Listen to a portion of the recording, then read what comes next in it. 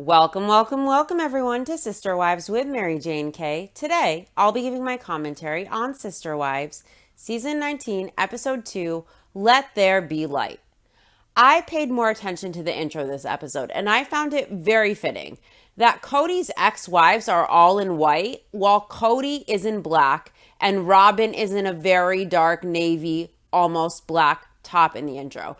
It's good versus evil, light versus darkness. Maybe it's just a coincidence, but I noticed the symbolism and I liked it. The episode opens in Salt Lake City, Utah. Janelle and Maddie just finished moving Isabel into her new apartment. So Maddie and Caleb have dreamed about moving west. They want to find a property they want to build. So as Janelle and Maddie were driving, they found a few properties along the way that weren't too far from Salt Lake. Christine knows that Maddie and Caleb have been really interested in moving for a while. So they were showing Janelle prospective properties long ago when Christine took Janelle to visit her brothers in Idaho. And they really want Janelle to live with them. Now, if Maddie and Caleb buy property, Janelle is actually considering moving with them. And I hope she does. I think that would be great for Janelle. Now, Christine has wondered if Janelle is really leaving Cody. She asked Janelle, and Janelle's answer was just yes. She doesn't have a lot to say on the subject. And Christine really wanted to pry, but she reined it in, and she felt just knowing Janelle was leaving was a lot of information already from Janelle. Janelle makes it very clear that she and Cody aren't in communication. Their relationship is over. They both still live in Flagstaff. There hasn't been an official divorce. Of course, Janelle isn't legally married to Cody. So Janelle doesn't know how she would get a quote unquote divorce. She doesn't really need one, she says. She's in a spiritual marriage. She doesn't want to pursue the end of the marriage spiritually. She's just done with Cody. She's done. She considers herself as if she's divorced. She's no longer in a relationship with the father of her kids. So Janelle is very firm on that. And Janelle is excited at the prospect of living with Maddie and Caleb.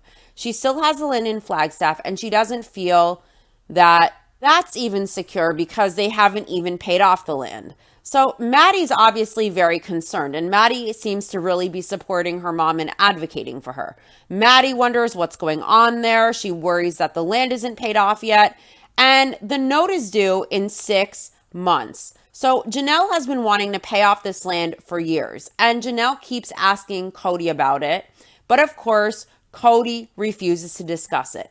Cody refuses to make a plan, and he makes excuses. He says he can't talk about it until this happens or until that happens, putting conditions on it, making excuses that keep changing. He's avoiding it. He's sweeping it under the rug, just like he does with anything else that's inconvenient. Janelle has wanted to pay this land off for years.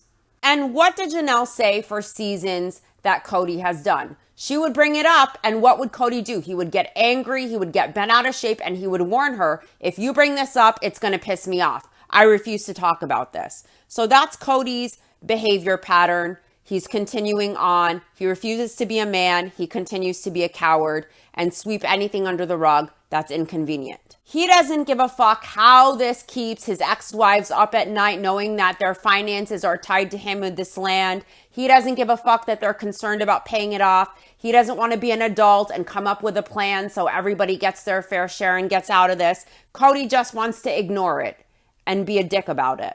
So Janelle explains how the land is divided. So currently, she and Cody have a 2-acre lot. Cody and Robin have a 2-acre lot, and there is a third lot that is 4 acres, and that lot is supposed to be for Mary, herself, and Cody. And then there's also a 5-acre lot, and that lot is Cody and Robin's because Christine quit claimed it when she left. Now, Janelle explains that Robin has her home, Christine had her house that she could sell, and Mary has a business she built herself without any of the family money. That is solely Mary's business, the B&B. So Janelle knows the land really represents the only assets that she and Mary would be taking from the marriage, from the years and years of having to put up with this man and invest in the family financially and otherwise, and sacrifice financially and otherwise for this family. All they have left is this land and resolving it so that they can leave with some of what they deserve. Now, Maddie asks what would happen if they just don't pay the note, if they don't pay off the land. So Janelle says the owner obviously can take back the entire purchase, and she says that would be idiotic. She explains that she is sure Maddie's dad will want to pay off the land, and she even asks herself, right, as if she's trying to convince herself that Cody will do the right thing. Now, I don't think Cody would hesitate to hang these people out to dry. He doesn't give a fuck that they're the mothers of his kids. He would leave them hanging out to dry if it didn't affect him, if it didn't affect Goblin. Now, as Janelle tries to convince herself that Cody is a better man than he actually is, Maddie has a smirk on her face. Her eyes say it all. It makes it clear that Maddie isn't so sure that Cody's going to do the right thing. She doesn't seem to have faith that her dad will do the right thing, that her dad will do the fair thing with this land. And Janelle seems like she's trying to convince herself too. Janelle doesn't seem too sure about Cody doing the right thing either. In my opinion, she and Mary should get together. They should get a forensic accountant and they should get a lawyer. Now, Janelle says the note says the land is collateral. The rest of the property is collateral for the note. So it's insane to Janelle that Cody isn't really taking this as serious as it should be. Cody should be taking it much more seriously, of course. And in the end, it's going to affect he and his precious Goblin too. Now, in confessional, Cody is very cynical, as always. He adds that Janelle asks him about the property often. She wants to discuss it. He doesn't trust her, so he doesn't give her any information. And he says they will pay off the property when the time comes, and he isn't giving her any details about what he is doing because he is tired of disclosing information that goes through the gossip mill of their broken family. Blah, blah, blah, blah, blah. Now, Janelle says Cody isn't that slick. She makes it clear he leaks like a sieve, and she reveals that Cody used to always tell her about his other relationships with the other wives. And Janelle always felt when he would do that he was crossing a boundary, like he should have kept his mouth shut. He felt this wasn't stuff he should be telling her. So Janelle knows Cody has loose lips. Just imagine the things Cody was telling Robin about everyone else in the family. And remember, he went to Robin for relationship advice because, like Cody said, she knows how to make relationships work and she can speak Cody. Maddie wonders if Cody has any interest at all in the property because she knows Robin is sitting on that house and she wonders what her dad will do with the property. So Janelle says that Cody and Robin, they say they want to build, but she doesn't know what they're actually going to do. She knows, though, that she doesn't want to be next door neighbors with them. She doesn't want to live on Coyote Pass. And of course, Maddie agrees. Maddie wouldn't want that either. Who would want that delusional Goblin and her trash husband being their neighbors? Now, delusional Goblin says that she would be great being neighbors with Janelle. She would be great being neighbors with Mary or even with Christine. And she adds that, to be honest, at the end of that statement, to be honest, I would be great neighbors with this one. I would be great neighbors with that one, to be honest. When people have to qualify what they're saying with to be honest, they're really trying to convince themselves that they're being truthful when they know it's all bullshit. I think Robin is trying to convince herself that there's still hope when there isn't. She doesn't want to lose all of this financially. Robin says she still has hope for Mary and Cody, and she definitely still has hope with Janelle and Cody. What a delusional nut. Wow. In my opinion, Robin's head is all messed up if she genuinely thinks there's hope with Mary and Cody, and definitely hope, she says, with Janelle and Cody. I want to know what she's smoking, and I want to know what planet she lives on, because it's not on Earth. Mary makes it clear that it's highly unlikely that she would ever build on the property. She knows right now she's in the middle of this separation with Cody, and she makes it clear it makes 0 sense, it makes no sense at all for her to build out there. Cody, of course, knows that they will never be neighbors. He and Christine will never be neighbors. Cody doesn't think Mary would ever want to live on Coyote Pass. Cody thinks Janelle might possibly build on Coyote Pass, though, and he wonders if Janelle builds on Coyote Pass, if he will have to consider he will have to decide if he can be neighbors with someone who said she is done with him. These people are nuts. There is no way in hell Janelle would ever want to live there, or any of the ex-wives would ever want to live there. What the fuck?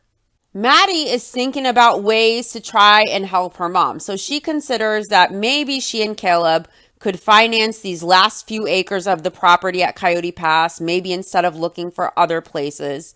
Maddie says if she did that with her husband, though, she would want 4 acres, and of course she would sell. Janelle explains that if something happened, if somehow they bought the debt, they would give Mary her fair share. And she says Robin and Cody could take what was left because the family money helped buy Robin her house, the house Robin is in. And they have an extra lot on that property as well. So Janelle thinks that's fair enough. And Janelle is concerned with Mary also getting her fair share if she was able to do that. Janelle is very concerned with things being fair for herself and for Mary. Janelle says she's always going to want what's fair. And she makes it clear she feels like Mary has been treated very badly by Cody for years, and she wants to make sure that doesn't carry forward into this property division. She wants to make sure Mary gets her fair share. I respect the fuck out of Janelle because she puts her differences aside and her personal emotions with Mary aside, and she says, no, this is fucked up. The way Cody treated her is fucked up. All of this is fucked up. And if I find a way to bail myself out, I'm going to make sure Mary gets her share too. And she doesn't have to go that far. And she is, because she's a woman who respects her sister wives. She respects the situation she's in. And she is not going to allow a situation to be unfair for her ex-sister wife if she can help it. That's a woman to respect and admire, because she could be petty and instead she's being truthful and she's trying to do the right thing here.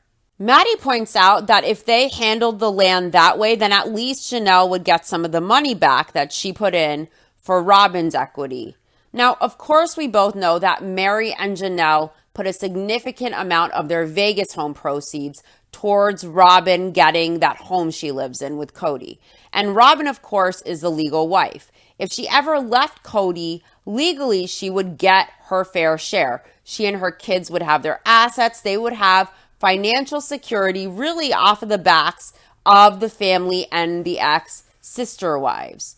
I really admire that Janelle isn't just looking out for herself, but she's also concerned for Mary getting her fair share. She wants to make sure that Mary is fairly compensated. And she is trying to put herself in a position to not only recoup some of her finances, but also to try to get Mary what she deserves. And she knows if Maddie and Caleb end up stepping in to handle the debt, if Cody pusses out like the coward he is, that she might be able to get something back, that Mary might be able to get a fair share back. So Janelle is agreeing with Maddie. She thinks it's a possible idea. And she adds that in the past, the family would all use all of their resources combined to help one person in the family out. They would all rally to support the other person. They would combine their finances, and it always worked that way until the last 10 years or so. And then all of a sudden, things became all about Cody and his estate. And he was saying every wife needed their own separate estate. Robin says that the plan was for her home to be an asset for the whole family. And she says when she eventually built out on the property, the house that she lives in was supposed to be something that was beneficial for the family financially when she sold it. It wasn't supposed to just be her home. Again, Mary used a huge chunk of her Vegas home proceeds. Janelle did the same thing to secure Robin that house. In addition, Robin used the family account to secure the home she's in. Robin is legal wife. Should she leave, her ass is covered financially. Her assets are secure for her children. She can leave at any time knowing she gets her fair share. She gets protection under the law as legal wife. Mary and Janelle aren't in that situation. And Robin can bullshit and make it seem like this isn't what she wanted. But the home she is in, she and Cody are only attached to. Mary's name isn't on the paperwork. Janelle's name isn't on the paperwork. But they gave a lot of their money so Robin could be in that home. Robin is in that home. Her name is attached to it. She has a legal right to it when it came from the finances of Mary and Janelle and the joint family account. This is Mary's home. This is Janelle's home. They contributed tons of money to secure this home for Robin, but Robin's name is attached to the home. Cody's name is attached to the home. Mary isn't attached to the home. Janelle isn't attached to the home. Mary, Janelle, and the joint family account bought Robin that roof over her head that's in her name. That's in Cody's name. Mary, Janelle, and Christine gave, and they will not get it back.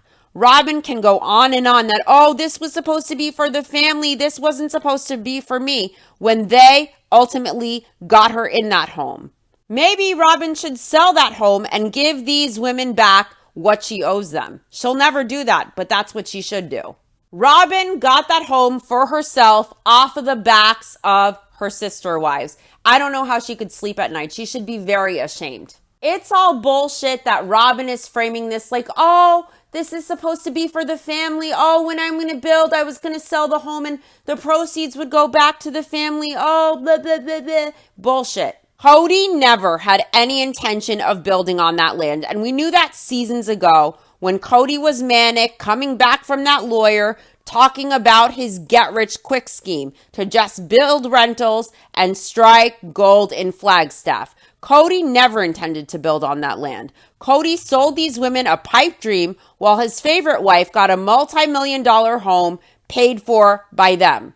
Robin owes Mary and Janelle. Robin owes the family, but what has Robin ever given the family? All she has ever done is drain and be a liability on this family. Take. She took from the family finances since she came on the scene. She took from her sister wife, she took from the children, and she aided Cody in the destruction of the family. And now she wants to play victim and spin this as if she is the family savior who bought this home with the family money, with her sister wives' money off of their backs, off of their blood, sweat, and tears. And she did not do this for them to give back to them one day. She needs to fuck off and shut all the way up. You know, you could put lipstick on a pig and it's still a pig, no matter what. Robin is in that house she could never afford, a home Kotex could never afford, a home she is in because of Janelle and Mary and the family money. And she wants to talk about how it was all about her giving back. Guess what? Robin, now is the time. I want to see Robin pay back Janelle and Mary every dime they gave for her pretty little roof. I want to see that. You know what's amazing? Janelle, Christine, Mary, the family money, the money from the family account. That's what paid for this home. But God forbid those sister wives who paid for this roof ever stand under that roof. That home was paid for with their bank accounts, with their money. So I want to know why Robin would always keep them outside, freezing their asses off in the cold around the fire pit. Robin never invited those women in. They paid for that house. They should be under its roof. Janelle points out that when she put the money into Robin's house, she said it would be fair for all of their names to be on the mortgage. Everyone who contributed to getting Robin that house should be on the mortgage. And she was right, and that's what was fair. And I wouldn't have given a dime if Cody refused that. But Cody refused that. He said they needed to protect Robin's estate. They needed to keep all the estates separate. And he said Robin needed a home to be hers and just hers. Just her and Cody's home. So now, with Janelle leaving and wanting to move, she wants her value of the property and she wants to try to recoup the money she put into Robin's house. And I say to Janelle, do it. We all know Janelle is intelligent, she's educated, and we all know this woman keeps receipts. If I were her, I wouldn't count on Cody and Robin to do the right thing or the fair thing. I would hire an attorney. I would hire an accountant, a forensic accountant. I would get all of my receipts and I would say Mary should do the same. Cody intentionally conned these women out of their fair share, knowing he would push them out intentionally, knowing he wanted Robin, his favorite wife, to benefit, his legal wife to benefit. And she could sleep at night knowing her husband's ex-wives secured her roof. She doesn't lose a wink of sleep. Now, Robin says they were working together for so long and they didn't actually stop working together until recently. That's not true. That's not what Janelle said. Janelle said around 10 years ago, Cody started making it clear that everyone should have their own estate. And Janelle made it clear if she was going to contribute to Robin's house, she wanted her name on the mortgage since she put a lot of money towards securing Robin that house. And Cody refused in the name of Robin's estate. Robin is saying, oh, it's recent when they stopped working together, just so she and Cody don't look like the greedy shitbag used car salesmen that they are. Also, when Robin says they were working together, she means the other sister wives were working to fund her and her home and her nanny. But I want to know what work Robin did together with them. What did Robin contribute to ever help her sister wives financially? When did she and Cody ever consider their estates? The estates of his wives, the estates for his children, what assets would be left to them? When did they consider what was fair to the mothers of Cody's children, who raised his kids, who built this family for him? It looks to me like they're only concerned with themselves. Robin bitches that Janelle is bringing up that she and Cody owe her something. And of course, Robin does the fake dumb act, and she wonders how Janelle calculates that. She says it's just too confusing to figure it out. You know, maybe it's confusing for her. Maybe it's confusing for Cody, who was too intimidated to even open up the real estate book when he claimed he wanted to be a real estate guru. I guarantee it's not too confusing for an educated woman like Janelle, a woman who understands dollars and cents, a woman who can hire a lawyer and a forensic accountant, a woman who undoubtedly keeps receipts. It's not going to be confusing when they get at it. Now, Janelle will work it out, and ultimately, Cody and Robin will have to pay up. There is no way in hell Janelle is letting this go, and it sounds to me like she will do her best to try and look out for Mary in the process as well. I respect the fuck out of what Janelle is doing, and I think it's awesome that Maddie is standing by her mom and asking the right questions on camera.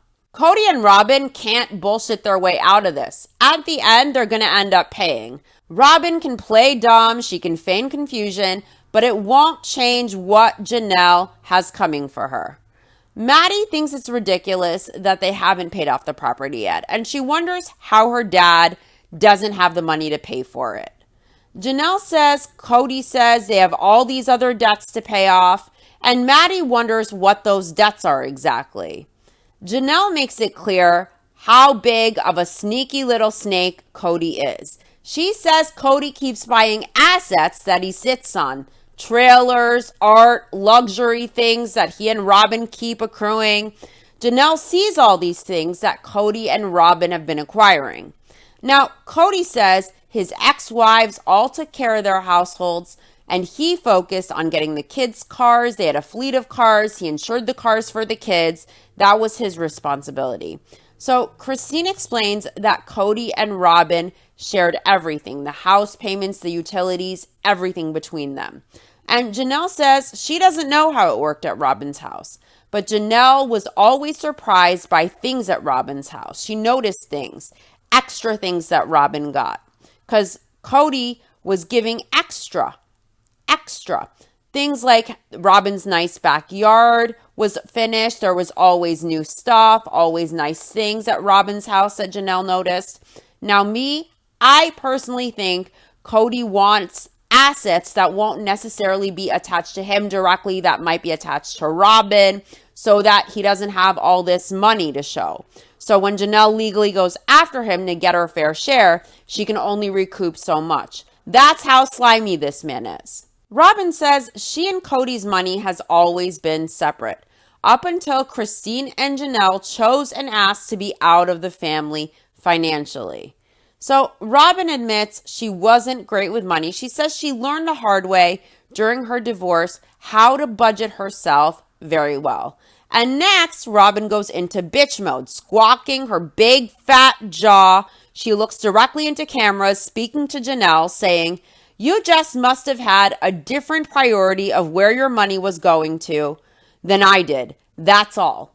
That's what Robin had to say. So Robin has the nerve to address the family's main primary breadwinner who sacrificed for decades, the woman who allowed her to secure the house she sleeps in with her hard-earned money. Robin has the nerve to suggest that Janelle just didn't know how to manage her money to get the nice things that she did. Fuck all the way off, Goblin. Robin needs to remember she would never be in that home if it was not for Janelle. This bitch would still be in debt up to her eyeballs if it wasn't for these sister wives and for Janelle.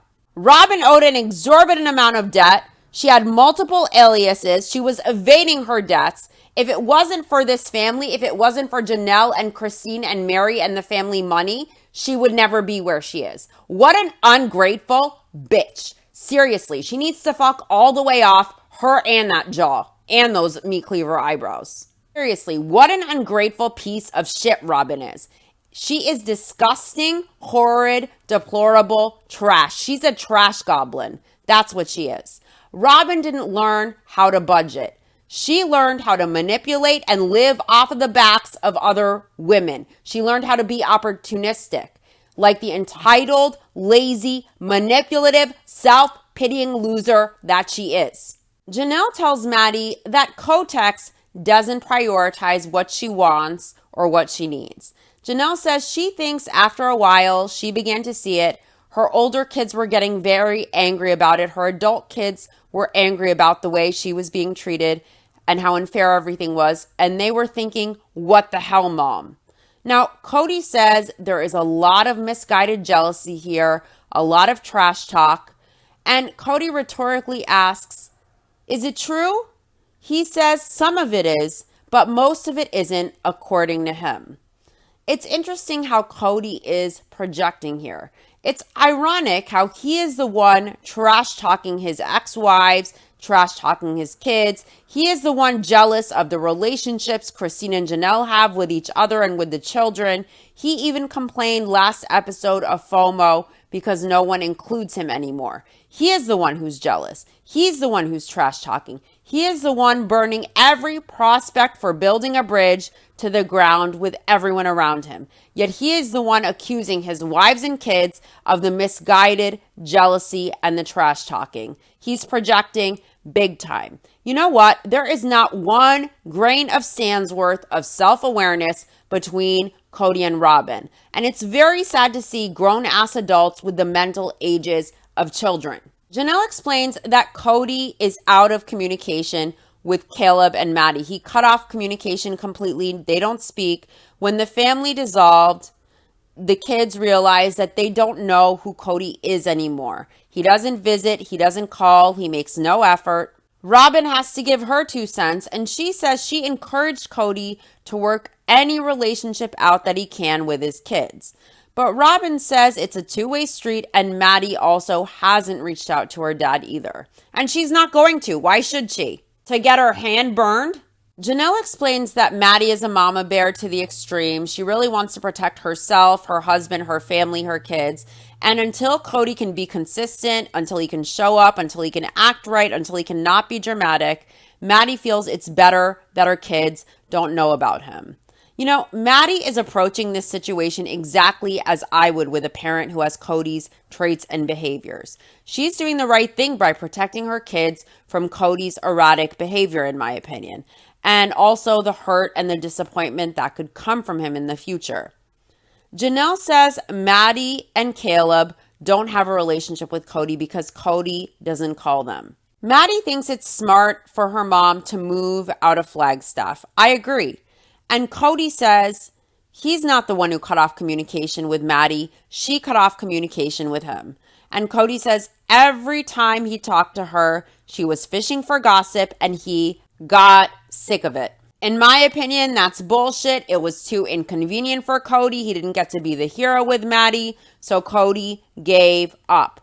I think, in my opinion, that Maddie was probably blunt with Cody. She was probably honest with Cody. She probably gave him constructive criticism. She probably said things that Cody didn't want to hear, and she probably tried to hold her father accountable, and it was too inconvenient, and it bruised Cody's ego, and he's far too big of a coward to own his behavior. So that's probably how the communication dwindled. That's just my opinion. I would say most likely it was the other way around, and Cody was probably trying to set a narrative with Maddie. He was probably trying to get info out of her. And I'm sure Maddie got tired of dealing with her dad's instability and dramatics. And she probably realized it was healthier for her to distance herself. And that with Cody's behavior, he wouldn't be able to give her what she deserved. He wouldn't be able to be consistently present and consistently invested in her kids' lives. So she's probably really protecting them, protecting herself, protecting her husband and her family like she should be. That's exactly how I would handle a parent with Cody's personality traits. If a parent cannot be stable and give you what you deserve, as an adult, there is no reason to have them in your life. I love how supportive Maddie is of her mom, and she is right in saying that Janelle should distance herself from Cody and Flagstaff. So right now, Janelle and Maddie are in Montana. They're looking at properties. This property is gorgeous. They meet the real estate agent. Janelle really likes the location. It's a little too far from the town though, so they're not sure if this piece of property is going to work. But Janelle would like to live closer to Salt Lake, and this property is 5 hours away from Christine and the kids in Salt Lake. So Janelle feels like the core group of their family is really Christine and all of the kids, and that's who she considers her family. She stays in contact with them. She will stay in contact with them probably for the rest of her life. And she really isn't in contact with Mary or with Robin and Cody, and she doesn't foresee that changing much.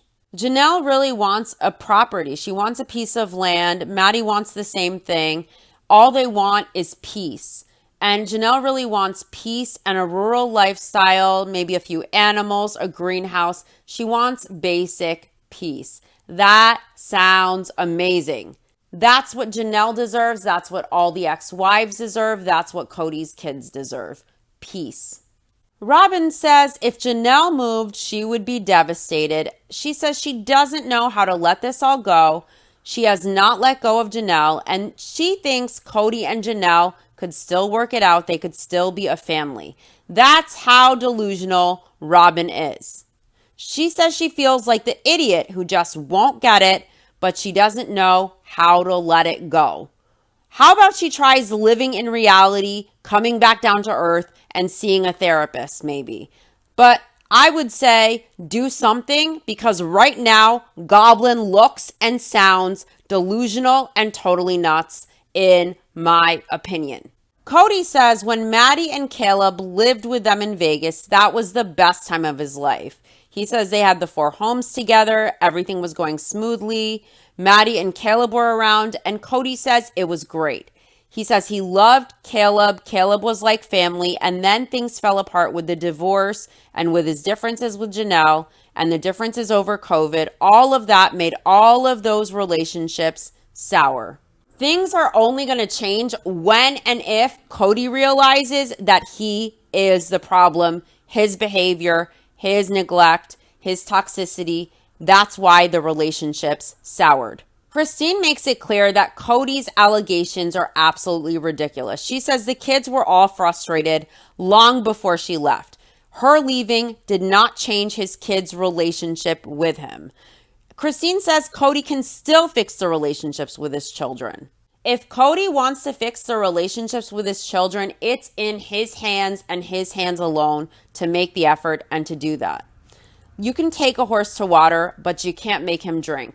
Cody is the only one who can fix things with his kids. Cody needs to understand that he burned every relationship down with his own behavior, with his own toxic, immature, selfish behavior. Cody can try to rebuild by making an effort, by communicating, by taking accountability, by having the inconvenient talks, by being inconvenienced, by listening to criticism, by apologizing, again, taking accountability. Cody really needs to acknowledge, I did this and this and this. I hurt you. I made you feel X, Y, and Z. I feel it. I feel the weight of it. I feel how it hurts you. It hurts me that I hurt you. I am so sorry. I am so sorry. I am getting help. The kids need to know Cody feels this. He feels the weight of this. He feels the pain and the guilt and the shame and the remorse. They need him to own it. They need him to admit his faults. They need him to mean it. Cody's ego will not allow him to do that. Cody's insecurity will not allow him to do that. Cody's fear will not allow him to do that because Cody is a coward. Cody doesn't have balls, and Cody hates himself so much that I don't believe he thinks he deserves for people to love him because he doesn't love people the way most people love. So Cody's solution is to burn it all down to the ground rather than to be inconvenienced by trying to identify and work on his major problems. Cody's relationships are his responsibility and no one else's. Cody needs to take responsibility. He needs to take accountability, but he's still not at rock bottom. He may never get there. Cody's behavior alone is the only thing that soured his relationships with his kids. This is on nothing else. This is on no one else. It's all on Cody. Christine is right. Her leaving didn't change Cody's relationships with his kids. Cody's relationships with his kids changed with his toxic, manipulative, abusive, neglectful behavior towards them. And this is in his hands to fix with his kids if he feels like he can take accountability. Now, Cody says he is so angry about how he has been treated that he hasn't got past that and he isn't willing to take the blame for what his wife or ex-wives told the kids he did to them. Cody says he hopes the time comes when the contempt will subside and they will be able to find forgiveness and love again. You know what? Cody, in my opinion, he doesn't know how to control his mind and his emotional state. And he doesn't know how to keep a healthy mindset. And he seems to be driven by his emotions, by his anger, by his ego. He doesn't consider where his anger comes from. And that really he hates himself. His anger towards others, his hostility towards others, his resentment towards others in his family is really anger towards himself. Self-hatred he projects towards everyone else. Cody isn't a victim. Cody wasn't mistreated by anyone. He victimized everyone around him. He mistreated everyone around him. He created a world of pain and hurt and suffering for his family. If he is anyone's victim, he is a victim of himself, of his own hand. This is not about him, and Cody doesn't seem to get that he is not the center of his family's universe. All we hear Cody discuss is his anger, his emotions, his feelings. Me, I, mine. He never considers how his kids might feel or how his ex-wives might feel. Cody lacks so much mental control that everything in his life, all of his behavior is a reaction to his anger. His life is lived through the lens of his anger and his emotions alone. His victimhood, his pity me mentality. He doesn't have the capacity to consider anyone else, anyone outside of himself. He isn't even aware of himself or his own mind, in my opinion. Cody says here he isn't willing to take blame for the things his wives tell his kids that he did. Again, his kids didn't pull away from him because their moms manipulated them by shit talking about their dad. And this narrative Cody spews really invalidates his kids, and it makes it seem as if Cody doesn't seem to think that his kids can think for themselves. Cody is completely invalidating his kids as autonomous adults who think and feel and see and hear and process for themselves with their own intelligent minds, with their own emotions. Cody's kids don't distance from their father because of how he treats their moms alone. Now, that might be a factor since the kids love and respect their moms, but the kids pull away from their father based on the way Cody treats them. The lack of effort, the lack of communication, the lack of investment. Cody's lack of the ability to take constructive criticism from his kids. Cody's lack of ability to take accountability. He invalidates his kids and what they experience in their relationships with him. He invalidates how they feel about him. He invalidates their grievances with him. He avoids direct accountability in those relationships. He invalidates and he underestimates his kids by assuming that they are solely influenced by their moms and their whisperings. And that just alienates the kids even more. They don't recognize this man who was once their father. It scares them. And I think all they want to see is acknowledgement of his mistakes, acknowledgement of his toxicity, acknowledgement of how it affected them. And they want to see him committed and invested in them. They want to see him understand the ways he hurt them and feel true remorse and shame to be sorry for that. They want to see effort. They want to see acknowledgement. They want to see accountability from Cody. They need effort. They need Cody to be willing to inconvenience himself for them. They need Cody to be willing to prioritize them. And that is something Cody just isn't capable of. He's not willing to give it. Now, Cody is the problem. Cody is the issue. And until he acknowledges that, all of this will continue.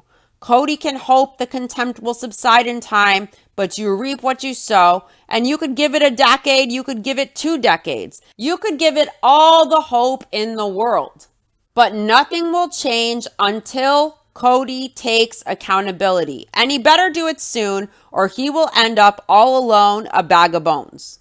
Is Cody so big a coward that he would lose all that love and all those relationships permanently over refusing to take accountability and to admit his faults with his kids? That's really what it seems like. And that's on him. Cody needs to grow some balls. Next up, in Salt Lake, Christine is having a welcome home party for Isabel with a lot of the kids in the family there. So Christine wants to know what is going on with Janelle. She seems really concerned about Janelle.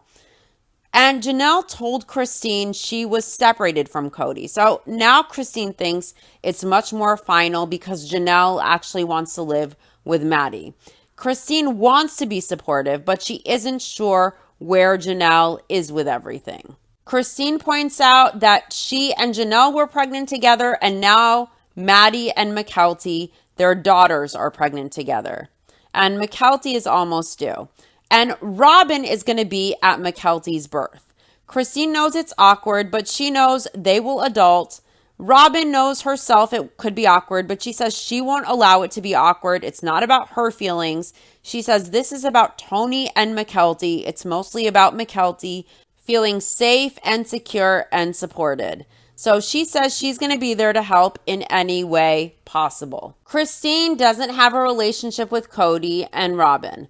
And Christine knows that right now Cody is angry and Robin is heartbroken. At this point in her life, though, she's moved on. She loves being single. She loves her life at this point.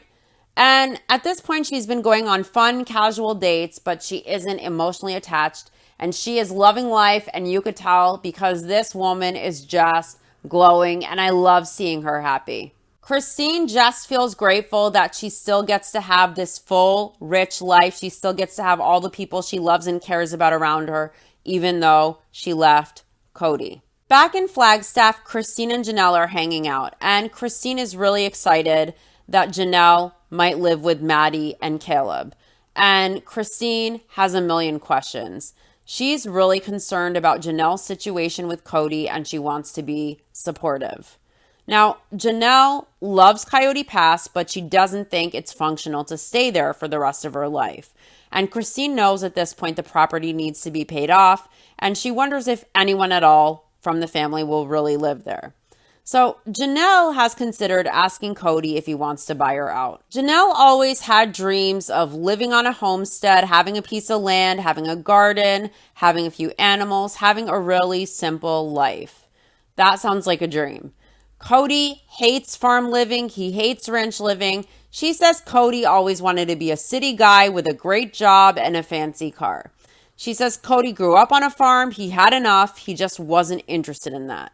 So Janelle changed her mind when she went with Maddie to look at properties in Montana. She really felt like she could still have her dream of having this land, having this homestead somewhere else.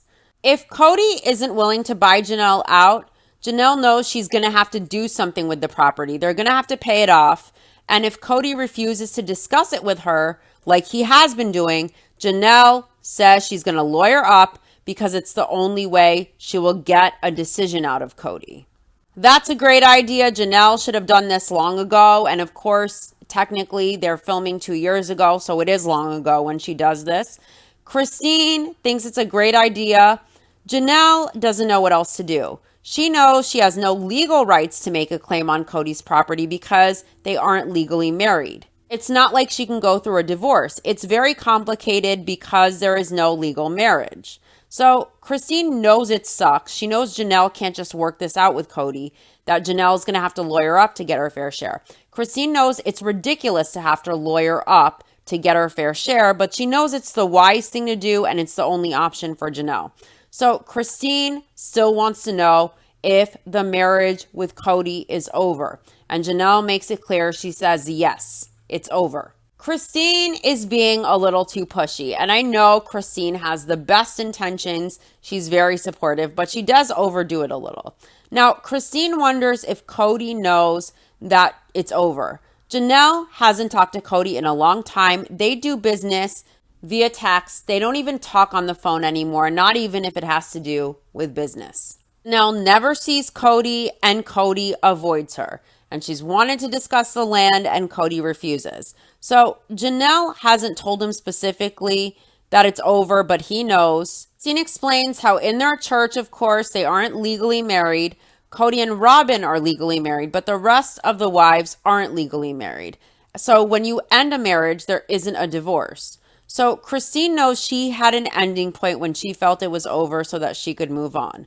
So Christine wants Janelle to tell Cody it's over, so she feels that finality. Janelle has tried to talk to Cody about the land, about other things. He puts her off. He makes different excuses each time of why he can't talk to her. Christine tells Janelle for a lot of reasons she needs to make that call. She needs to insist to talk to Cody. Listen, I love Christine. I love how supportive Christine is. I love how she advocates for Janelle.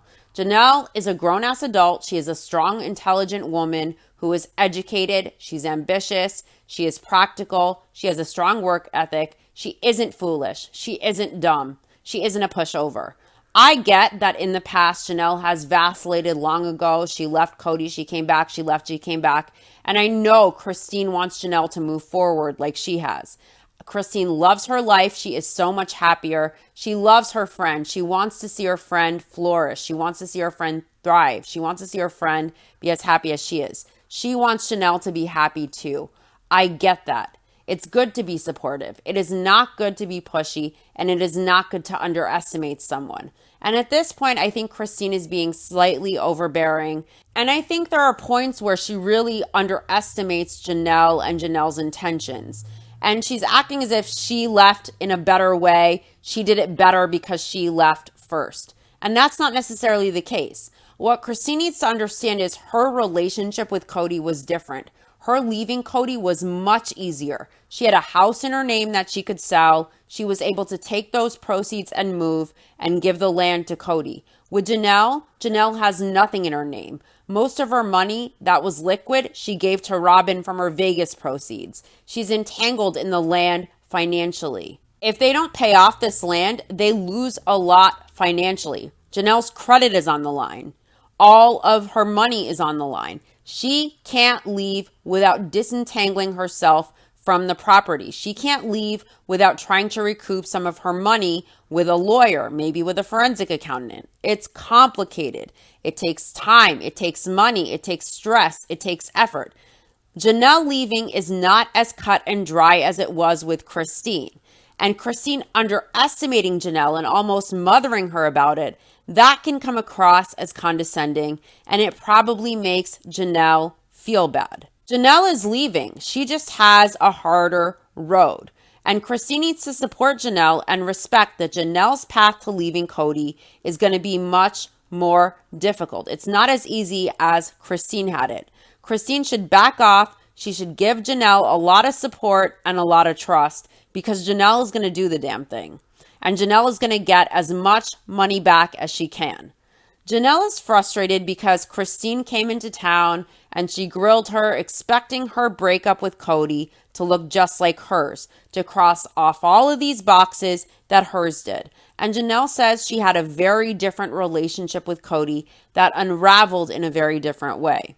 Ultimately, Christine wants the best for Janelle. She has all the best intentions. Her heart is in the right place. And I think Christine really needs to just back off, be supportive in the background, and trust what Janelle is doing and know that it's going to look very different than when she left because she had a much easier time. She had that home to sell. She was able to disentangle herself from the land rather quickly. It's not the same with Janelle, unfortunately. Janelle explains that she told Cody he knows it's over. They discussed it, and she knows she doesn't want Cody to be a part of her new life. She doesn't have any official divorce process to go through because she's not a legal wife. Janelle says as soon as Coyote Pass is resolved and she gets her fair share, she probably won't interact with Cody ever again. Cody says he was always asking Janelle about their relationship. She told Cody she didn't want to reconcile. They weren't in the same place. They weren't in agreement. They weren't working on the relationship. But Cody says it wasn't cut and dry. They just gradually faded away. Did they gradually fade away, or did Cody give Janelle an ultimatum? It's me or my kids. What really broke the camel's back, the straw that broke the camel's back for Janelle, was the way Cody hurt her kids more than anything else. Mary finds it funny and comical that Cody is complaining about Janelle, saying there was no communication, that nothing was clear, that she wasn't clear with him. And Mary says that's the exact same thing Cody did to her. Mary's amused, she's gloating, and she says karma is a bitch. Mary is enjoying Cody tasting his own medicine, that sweet, bitter pill. I feel that Janelle did communicate with Cody. Cody just didn't want to hear it. And I feel like Cody may not have had the direct conversation that Mary wanted with her, but he was very clear where he stood with her. And Mary knew. Mary just chose not to take it seriously until he basically said, I am no longer married to you. Now, Janelle says it's over. She makes it clear that she and Cody will never be a married couple again.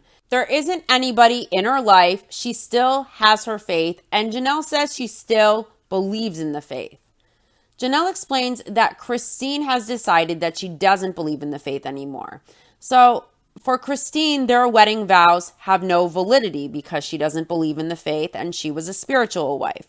Janelle still believes in her faith. So for her, she says her marriage vows still have validity, even if she isn't with Cody physically or in the same house. Cody adds that they are all in different places with their faith, and he doesn't want to disparage his former faith, but he isn't interested in it. He isn't interested in their bullshit. He calls it bullshit, but he says he doesn't want to disparage it. Christine doesn't seem to have faith in Janelle being sure about herself, because Christine asks Janelle if she would go back to Cody if things were different. And Janelle says, no, it's over. She doesn't see a path back, and she doesn't want to go back. And one of the reasons she doesn't want to go back is she doesn't even want to do all the work that would be involved, even if Cody was open to doing the work. And Janelle makes it clear Cody isn't open to doing the work, and he expects her to conform to him. And they flash back to Cody demanding that he will be the head of his household again. So if everybody is willing to conform to patriarchy again, that's what he expects, because he has been fighting to make everybody happy and he's done with that.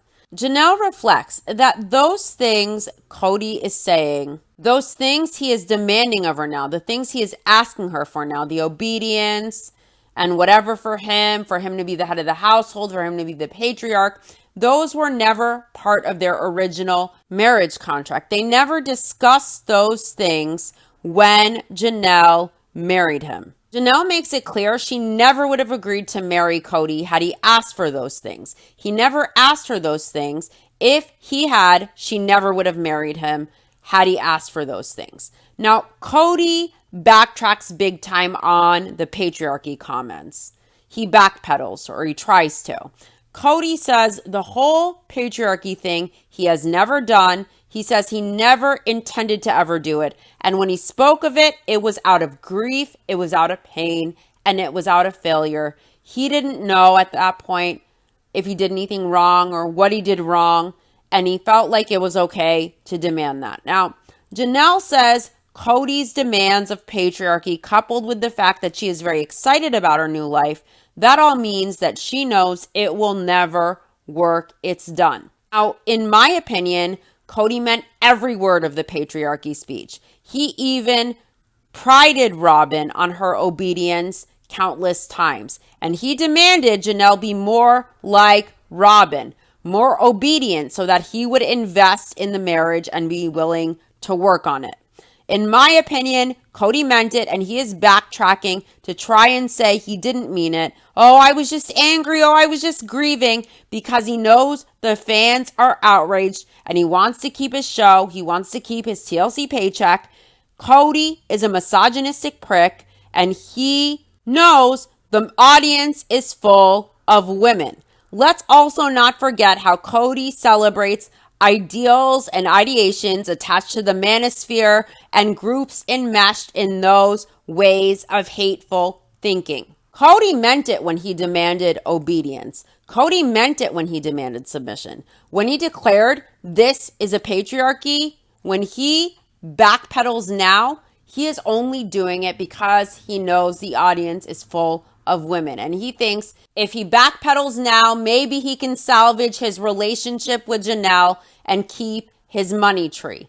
In Cody's pea brain and that grain of sand Robin holds between her ears, I believe they both believe Cody still has hope to keep Janelle, to keep that money coming in, even though we all know Janelle is 100% done. That woman is no fool. Cody knows Janelle is coming for him. And in my opinion, that's why he has all these paintings and trailers and assets and all of these nice things that Janelle notices in Robin's house. So when Janelle gets the lawyer, when Janelle gets the accountant, when she gets her receipts, when the mess is untangled, most of Cody's assets are tied up in Robin's name. And then Janelle won't have any way to recoup most of what she put into this family and the house Robin lives in, not to mention the land. Cody is trying to hide his finances here, there, and everywhere because he doesn't want it to look like he has what he has so that Janelle can't get anything back that she deserves. Just in my opinion. Janelle served as the primary breadwinner for decades for this family, sacrificing her hard-earned paycheck for the greater good, for the larger family. Cody supplemented her income to support the family. Without Janelle, Cody couldn't support the family. Without Janelle, Cody wouldn't have the roof he sleeps under, or the trailers, or the ugly-ass art, or the stuff, or the things. That's all Janelle mostly, and she's not going to leave without something to show for her blood, sweat, and tears. Without something, without some financial security, without some assets to leave her children. She's not going to allow Cody to swindle her any longer. Janelle isn't playing, and I doubt her lawyer will either. Cody isn't the kind of man who would give Janelle her fair share, knowing all she dedicated to the family over the years, knowing all she sacrificed. Cody is a con artist. Cody is a used car salesman. Greasy weasel con artist. And he's going to make Janelle fight tooth and nail for every penny she recuperates. That's the kind of man he is. That's the way he does the mother of his children. Realistically, Janelle shouldn't need a lawyer. If she was dealing with a real man, he would do what was right. A real man would do the right thing by the mother of his kids. This is the type of maneuvering and bullshit you see in cowards. Janelle birthed 6 of Cody's kids. She almost single-handedly supported the whole family for years. And Cody is such a little weasel that he can't even discuss payment plans for the land. And he's now going to force Janelle to fight for what she deserves rather than do right by her. And Cody could sleep at night knowing he and his wife and kids are living off of Janelle's work, off of her blood, off of her sweat, off of her tears. Their roof is paid for by Janelle and Mary. And Cody and Robin sleep well, not giving one fuck about if Janelle has a roof or if Mary has a roof. They don't want to give back what was given them. They would rather scheme and hide and divert to give as little back as they can, to keep as much of what isn't rightfully theirs as they can. And they sleep at night just fine. They don't lose a wink of sleep. In my opinion, they're sitting there trying to scheme and calculate and hide and divert, trying to think up ways of giving back as little as they can, of hiding as much as they can, just to give Janelle less than. This is the way of people who bow down to the God of money. This is greed. This is evil. Cody says his old faith was bullshit. You know what? I believe this man is praying to the devil now. And I'm telling you, even the devil don't want this man. Next, Cody mentions how 8 weeks ago, Mary told him she was going to Utah to meet with the church leaders to request a release, and a release is their form of a spiritual divorce through their church. So Mary explains that when each of the 4 ladies married Cody, it was through their church. They can't all obviously be legally married to Cody, but they consider it a covenant, a spiritual church marriage. So Mary feels like it's best to terminate the marriage spiritually through the church, since she and Cody aren't married, and she doesn't want to be sealed to Cody for eternity if he doesn't want her. She wants to separate this completely. So Mary asked Cody how he felt about moving forward with the release through the church.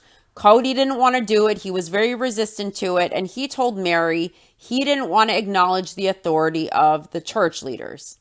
I think Cody is afraid of them, and he is being a coward on one hand. But I also understand that he no longer believes in the faith and that he thinks it's bullshit and he doesn't want to play those games and participate in that. But I think a big part of this isn't just that he doesn't believe in the faith. I believe that he's a coward and he's afraid to face the church leaders because he knows how he treated his women. We also know Mary's family was known in the church. Christine's family was church royalty. So Cody probably can't show his face anywhere around the church community or the church authority. He's probably lower than scum in their books. Now, Cody says so much damage was done with Mary that obviously they aren't going to reconcile. Cody says, however they remain accountable to God, he doesn't want to be accountable to the church and all of their bullshit. So he doesn't really agree with going through the church, but he's letting Mary go and do her thing.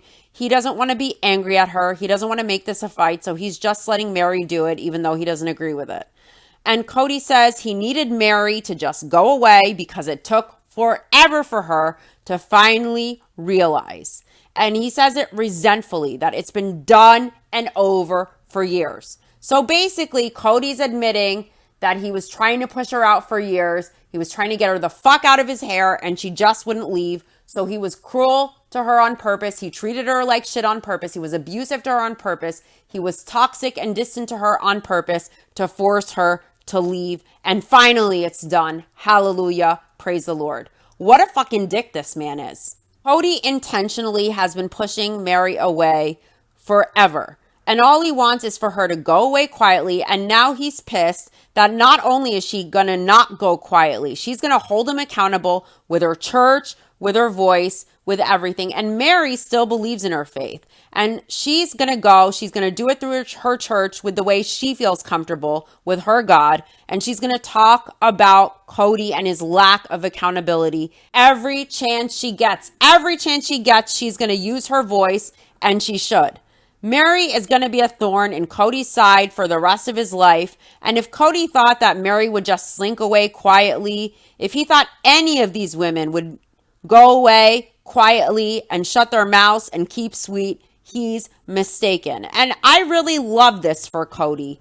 Karma comes for everyone. Cody can't honestly imagine that he could be this abusive and this toxic and this cruel to Mary for years and years, and that she would just disappear eventually and go away after all of that abuse. Fuck no. You know what? I am here for it. I respect Mary a hell of a lot more like this, being honest, being blunt, using her voice, telling the truth, telling Cody to fuck off. She deserves this. And Cody does too. Mary will not just go away and make this convenient on him the way he hopes. Mary's going to be very, very, very inconvenient. And Cody hates inconvenience. Now, Mary says she has been living in limbo in this relationship for a decade. She refuses to go on with it, so she's going to move forward with the release. Cody explains that when he and Mary got married, there was a lot of wisdom they lacked in their marriage. Cody says he didn't know who Mary was when they got married, and she was very different back then. He says Mary had baggage that he didn't know about, and he felt like he could live with that baggage initially. What about the baggage he brought in? Cody gives an example. He gives an example of what it was like with Mary. He gives the example of asking, "Hey baby, want a piece of gum?" And then he plays Mary's role, acting all Karenzilla, screeching, "I don't like spearmint. You know I don't like spearmint." Cody says he can't live in a world where Mary is constantly angry at him. As time went on in the relationship, Cody says things just got increasingly worse. And then Janelle came into the family and she diluted the experience he had with Mary. Cody says that anger and that dysfunction started to manifest between Janelle and Mary, and that got really bad. Then Christine came into the family and it diluted the relationship between Janelle and Mary. And Cody says Christine coming in saved the whole thing. Cody says the thing in plural marriage that's funny about divorcing is a man has no choice after he is already married in plural marriage. If he wants to stay faithful, if he wants to stay in the faith, he cannot request a divorce. It isn't allowed. So Cody wasn't able to get out of that relationship. And he says he didn't want out of the relationship. He wanted to try to save it and fix it, but he knew he didn't have that option. Now, Cody says there was a complicated nuance about them figuring out their relationship. He admits several times he toasted to a new beginning and to figuring things out. But when Cody was with Mary, she wasn't nice to him. She wasn't fun. She wasn't kind. She wasn't interesting. And Cody was trying to be curious with her, and he was just bored. Was Cody fun and interesting and kind to Mary? Because all I saw was a hell of a lot of toxicity and cruelty. So he's expecting to treat her like she's lower than a dog and talk shit on her and treat her like shit, be toxic as fuck about her, talk to the whole world about her. And then when he sees her and he tries to rebuild the relationship, he wants her to be fun and easy and nice and lighthearted. Get the fuck out. Cody adds that Mary feels abandoned, but he points out he didn't kick himself out. Cody points out, according to him, Christine, Janelle, and Mary all chose to have him leave the home. He isn't playing the victim card. He's saying that's just what it was. They chose for him to leave. That's how it was. And he says he wasn't ever going to leave them. No matter what, no matter how much he didn't love them, he never would have left them. He says they made the choices that separated them. And he says maybe he made choices that separated them too, but they eventually moved on. And Cody intentionally did everything he could to be abusive, to be toxic, to be neglectful, to be mean, to be cruel, to push them out, because that's what he wanted, to be rid of his obstacles to his goals in life. Cody keeps pointing out that in his faith, the men don't have an option to bail. They can't break up. They can't divorce. It's on the woman to leave. She has to make the decision to leave, and she can be free if she wants to be. Now, what Cody did is he is a coward. He's a pig. He's an asshole. He's a piece of shit. And he thinks if he's honest and the first one to bail, if he were to bail first, if he were to tell his wives, look, I'm no longer interested in this. I'm no longer interested in being in this marriage. That means it's not on him. He's not accountable. The woman chose to leave him, knowing that he did everything he could to mistreat these women, to push them to leave. So he gets to be the victim. They left him. He gets to be the good guy. He never bailed. So in his eyes, he's a good man. In his faith's eyes, he never quit. So instead of being a real good man, instead of being honest, what Cody proceeded to do is to treat his wives like shit. He was abusive. He neglected his wives. He neglected his kids. He distanced from them. He was cruel with intention. He was abusive. He was toxic. He was manipulative. He set shifting goalposts and hoops to jump through. He used the pandemic, a time when his wives and kids needed him the most to further alienate his family, to manipulate them more. He made excuses, trying to make his intentional alienation and abandonment everyone else's fault, as he played the victim, pushing his wives, every wife, to her breaking point physically, mentally, and spiritually, till she had no option but to leave, hurting the mothers of his kids, hurting his kids intentionally in the process, doing this all on purpose to be rid of the obstacles to his goals in life. He said it seasons ago. He referred to his family as the obstacles to his goals in life. He forced his obstacles out. He did all he could to burn it down to the ground, and he succeeded. And then he gets to say, "Oh, I'm a victim. They all left me." Fuck off. I didn't leave them. I didn't leave them. They left me. They left me. They left me. He employed psychological warfare to push the women out. He intentionally did a lot of trauma. He inflicted a lot of hurt and suffering, not just on his wives, but on his kids. He did so cruelly. He did so intentionally because the man can't leave.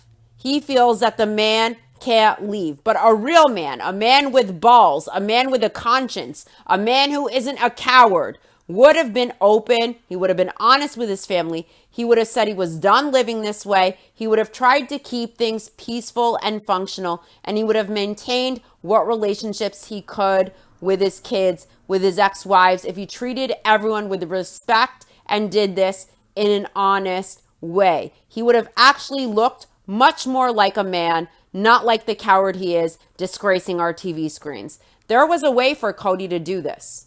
Cody chose the path of inflicting the most pain and inflicting the most destruction because he wanted to be the one to say, "They left me." Cody intentionally forced his wives out. He didn't care what it took. He doesn't get to say now, "Well, they left me. I stayed. He forced them to leave. He gave them no other choice, and he lost the love and respect of his kids in the process. Cody isn't the honorable man who wouldn't leave no matter what. He's the coward with no balls who forced everyone to abandon ship by sinking it intentionally. Cody hurt everyone in his family till they ran from him, bleeding with just their lives. That's not how a man acts. Next, Cody gushes over Robin. Cody says, Robin has always been loyal to him, and the one thing Robin brought to this family was loyalty. What a stupid, foolish man. Robin brought manipulation, she brought entitlement, and she brought opportunism disguised as loyalty and obedience to Cody. When really, she wears the pants, she's the neck that turns the head, and she manipulated the fuck out of Kotex, and she continues to manipulate him now. Except when she decides she is through with Cody, she won't have to fight for assets for her children as the legal wife. Cody's so dumb that he still doesn't get what's going on here. Robin feeds Cody's ego. She kisses his ass with that best customer service bullshit. She's just managing him. At the end of the day, if it's down to her or him, it'll be Cody under that bus, and Robin won't hesitate. We'll see how loyal he thinks she is then. Cody says his loyalty is to Robin in the end, and it isn't about blame, it's about choice. It's about choice. So is Cody going to take accountability for his choices? Is he going to own them? Because if Cody feels it's about choice, I still haven't seen him owning any of his choices, not one. And it's not about blame, but he has no problem blaming his ex-wives, blaming his kids. The only person he refuses to blame is himself, conveniently. Cody says they chose the road they have been on, this life they chose. And when they chose, they were a happy family when they chose well. When they chose badly, they weren't a happy family. So Cody says everybody is on their journey, and he hopes in the end that everybody is happy. Is Cody happy? Because he looks more miserable than ever. I want to point out something about loyalty. What's interesting is, before Robin came into the picture, all the wives and Cody prioritized the same thing. They all prioritized the larger family. They all prioritized raising the kids. all the adults were loyal to the larger family, to that ideal of the larger family. Robin came into the picture and she brought manipulation. She brought her own entitlement.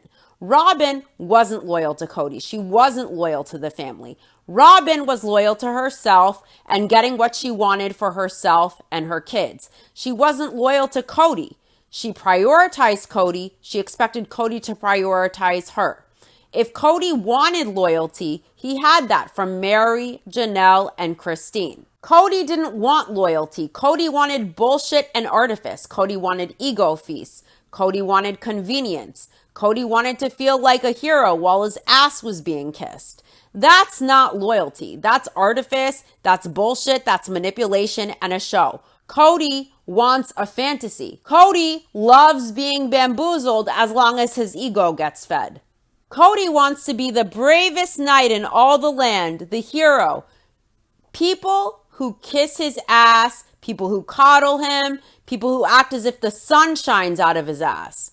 Robin can use the best customer service to manage Cody to a point, but she isn't loyal to him. She may make him think her world revolves around him, but Robin is only loyal to Robin. And one day Cody will find that out. And when he does, when he realizes the diamonds he gave up for the Cracker Jack ring spray painted in glitter, holy fuck, Cody is gonna feel dumb. And he will call his kids, he will call his ex-wives, fuck, he will even call Mary. And all he'll hear is crickets, because ain't nobody got time for that. It will be too late for Cody. It will be too late for his bank account. Robin is legal wife. Cody won't be able to pull a fast one on Robin financially. And he knows he's fucked should shit hit the fan with her. So give it time and shit will fly.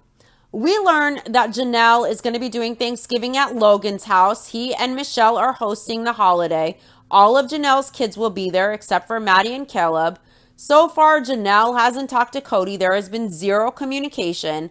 Janelle doesn't care what Cody does for his holiday, and she doesn't think Cody cares what she does or what the kids do.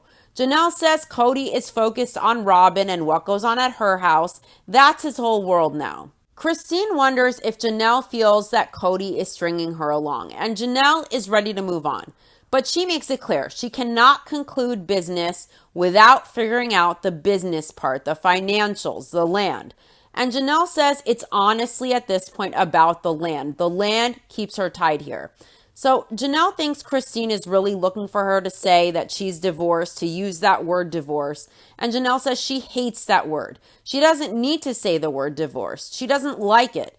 She just tells people that she is no longer with the father of her children, and she really doesn't care what people think of her. She says she doesn't have to use the word divorce when it comes to her. She feels that in this day and age, lots of people just don't get married, so she doesn't need to say she is divorced. I personally think Janelle shouldn't give a fuck what anyone thinks of her. You can't please the world. It doesn't matter who thinks what of you as long as you are happy, as long as you are good with yourself, as long as you aren't hurting anyone intentionally. Janelle deserves to define herself any way she wants to. And Christine has to be good with it and validate whatever Christine feels. This is Janelle's path. It's not going to be Christine's path. It's not going to be Mary's path in leaving Cody.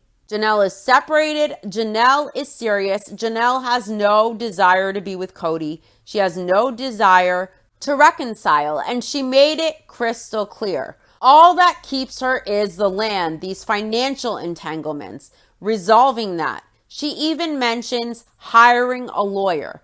It takes time. I say let it flow. Everything will fall into place. Janelle is doing the right thing. I'm sure she wishes she could just have an easier time like Christine and just be done with it quick and easy with a home to sell so she can just move.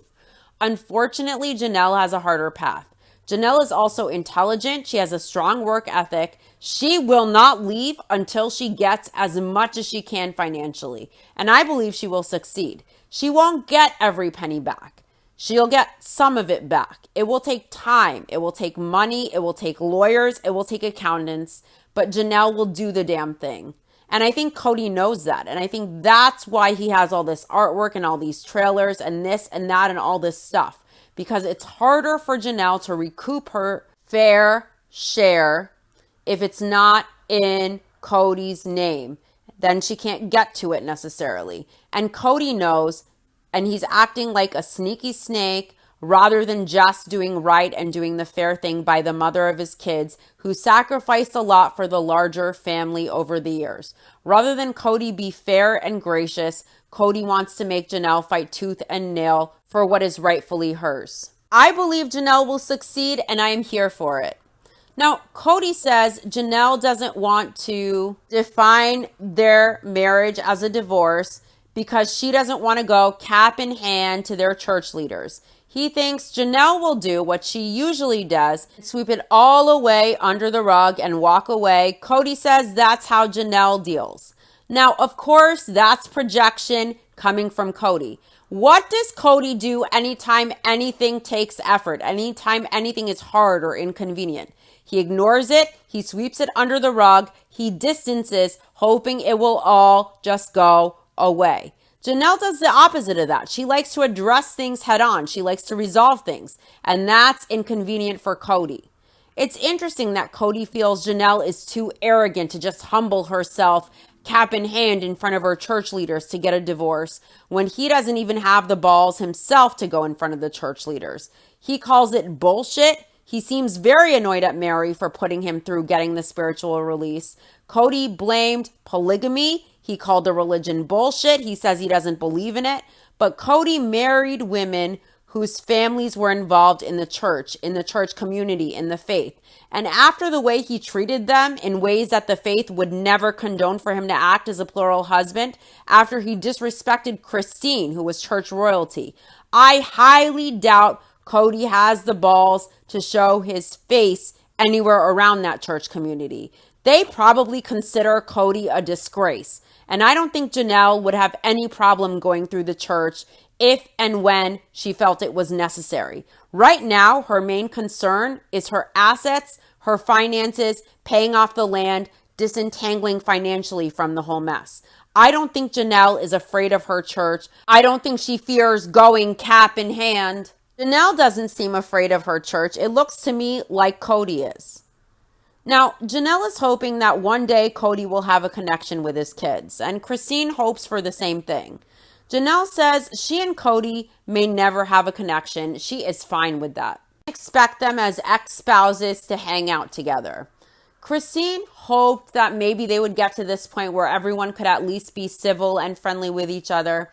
Now, Janelle explains that in a few weeks, they have their first big family event where they will all see each other. It's going to be the first time that they are all together in one space since Isabel's graduation party.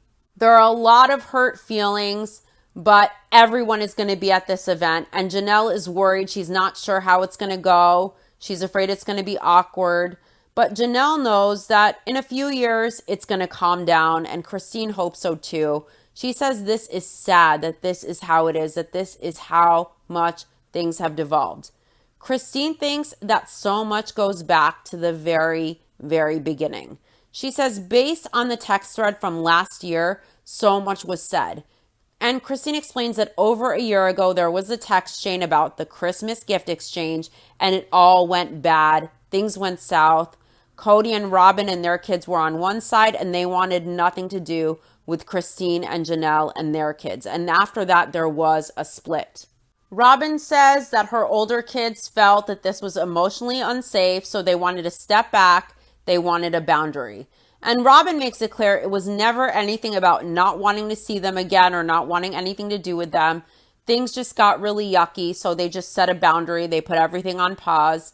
And Christine explains that Robin and her kids felt like they were never even welcomed into the family, and Christine feels she was welcoming. Christine was very welcoming. The whole family was as welcoming as they could be. You can't force these relationships. Aurora looks constipated, just like her mother. She has that same pity me attitude as she explains that she and her siblings have each had their experiences of being told directly in multiple circumstances by multiple different people that they are not accepted in the family. And Aurora alleges in her delusional mind that she was told by multiple different people in the family that she was not accepted, that she was not a sibling. I would say grow a thicker skin and move on. I am sick and tired of Robin and her kids playing victim. It's such bullshit, and Robin is enabling her kids to be just like her, and the world doesn't need more Robins. Aurora says multiple people in the family told her she was not their sister and they didn't see her that way. Guess what? A lot of kids in the family were already older when Robin's kids came in. They didn't grow up with Robin's kids. They didn't grow up and from a young age have that feeling as if these were their blood siblings, and they may not have felt that bond. It's okay to be honest and say, listen, I see you more as a step sibling. Not everything is a Hallmark movie. I would say deal with it. You can't force that bond. You can't force that love. You can't force that relationship. You can't shove yourself down everybody's throat and feel entitled to that. The truth is, none of the parents, not Aurora, not anybody, no one can force any of the Brown kids to feel that way genuinely in their hearts when they didn't all grow up together. They don't have that history, especially with the older Brown kids. Aurora can't expect them all to claim her, to genuinely feel that way. She needs to grow up and face reality. This is a blended family. Not everyone in a blended family is going to feel all close and kumbaya and have that sibling bond. That's unnatural to expect. And if Aurora expected that going into this, she seems to have felt entitled to these people acting as her siblings, which is gross. She's not entitled to any of this. She also seems to have come in with an unrealistic expectation that she expects people to meet when it isn't fair, when it isn't realistic. That's her problem to deal with. No one is obligated to love you like a sibling deeply just because your parents got together. I would tell her, deal with it. Don't expect to be entitled to things like that. Life is not a fairy tale. Get over it. Aurora and Brianna are insufferable, just like their mom, and you can tell the apple doesn't fall far from the tree. They have the exact same traits and manipulations and behavior patterns as their mom. Brianna says the parents could have done a better job with connecting them as a family, and that never happened. This girl is mistaken. Parents cannot force their kids to love these other kids deeply as siblings in a deep, real way. That connection can't be forced. Parents can encourage less fighting and things like that, but they can't force that real bond and that real history and that connection. It's either there or it isn't. And sorry, Aurora and Brianna, it's not there. Deal with it. Frankly, Mary, Janelle, and Christine raised their kids to be tough, to be intelligent, to be emotionally mature, to be self-aware, to be reliant. Robin coddles her kids. Robin is very manipulative. Everything centers around Robin and her emotions. Robin is delusional. Robin is paranoid. Robin has her own phone book of issues, and her kids seem to share the same entitlement and unrealistic, idealistic expectations of things. And when things don't happen as they would unfold in a fairy tale where they are loved throughout all the land, they completely fall apart because it wasn't the fairy tale they expected. It wasn't the relationship they felt entitled to. They bitch, they whine, they cry wolf. And the kids, Robin's kids, behave very different than the rest of the kids in the family. For them, everything becomes a big deal. Everything is dramatic. Everything's emotionally drawn out. In the end, it probably becomes so annoying to have to coddle them, to have to manage them, their over emotional reactions, their entitlement, their unrealistic expectations. It becomes so difficult and so annoying that people probably just avoid them. In life, people usually just avoid people who act like that. Those kind of people drain all of your energy, and it's easier to just not.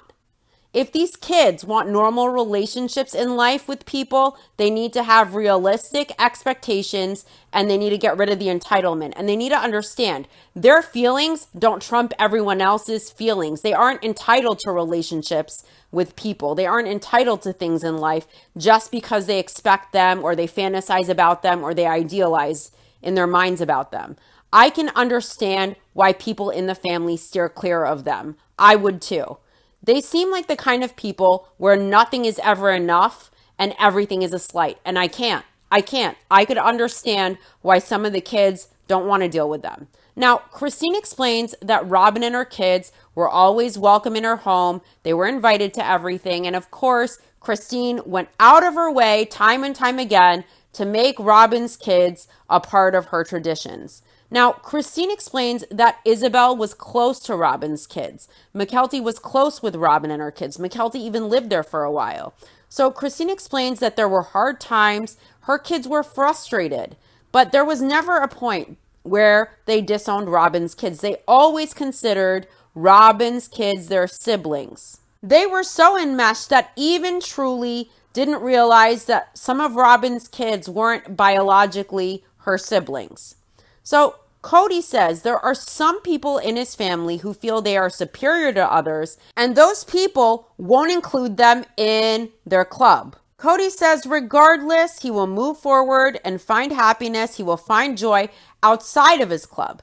Now, Cody says it was his club and he got kicked out of it. Cody has to understand something. He doesn't own his family. It's not his club that he has ownership and control over. He is a part of them. They are a part of him.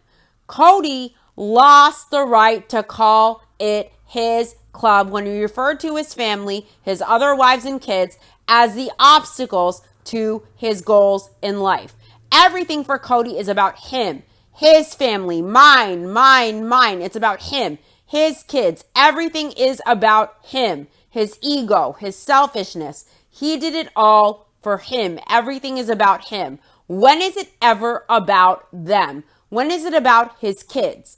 All I ever see from Cody is how this is all about his anger, his family, his feelings. And Cody can't bear to stand the thought that his family, the heart of his family, Janelle and Christine and the kids, that family goes on without him. What was once his family is now Janelle and Christine and their kids, and they maintain that nucleus without him. The heart of the family doesn't need him to keep beating. It keeps pumping just fine, and that pisses Cody off. The person who created the division, the person who created the teams, the club, and then outside of the club, that person was Cody.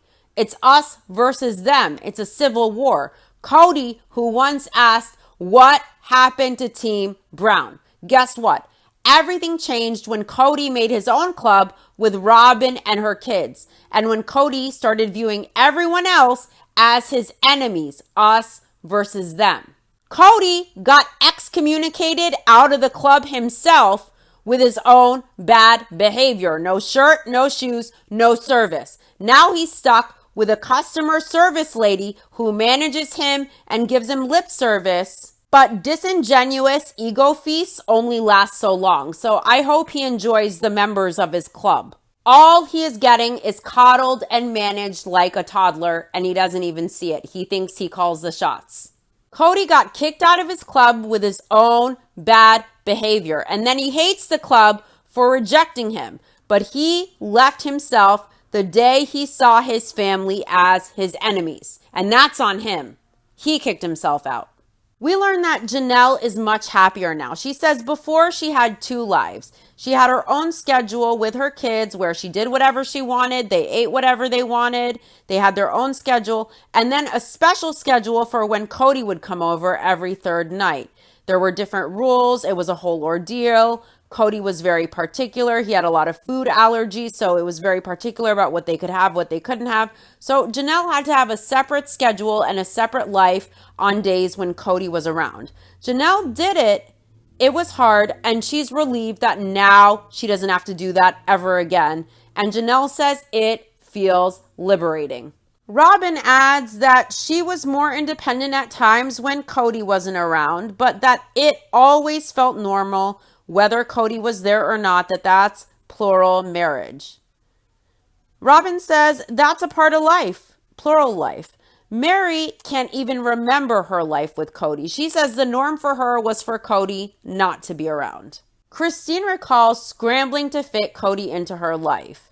Janelle didn't mind. She says she would live plural marriage again for the independence. Janelle explains that when plural marriage functions correctly, you have this amazing family unit that you're a part of. You have a community that you're plugged into. You have a husband and a great relationship with him and everything else. Plus, Janelle could still maintain all of her independence. So Janelle loved plural marriage when it functioned well. She says it was a great arrangement, but now she's at peace. Now she's okay. She didn't envision her life would be like this, but it's okay.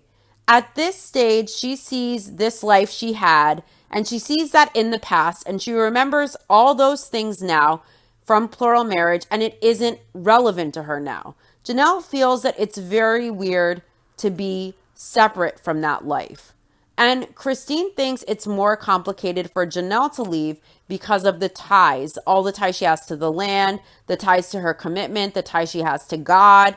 Janelle still believes in her faith. So Christine knows that Janelle has serious ties. She didn't understand them before, but now she gets it. Christine has a heart of gold. Christine has her heart in the right place. Christine has been a great support for Janelle, and I know Janelle appreciates it so much. And I'm glad Christine understands now that Janelle has a much more difficult path.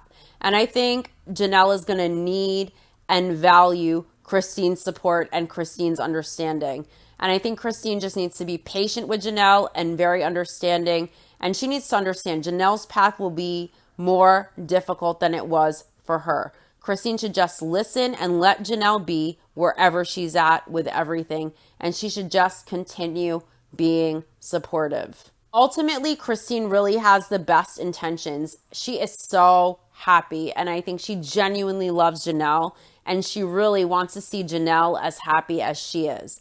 And Janelle is very lucky to have a friend like Christine. Christine is lucky to have Janelle. I think these two and their kids, they're going to be close for life. These two are going to be like sisters for life to the end. And I think that's one solid bond.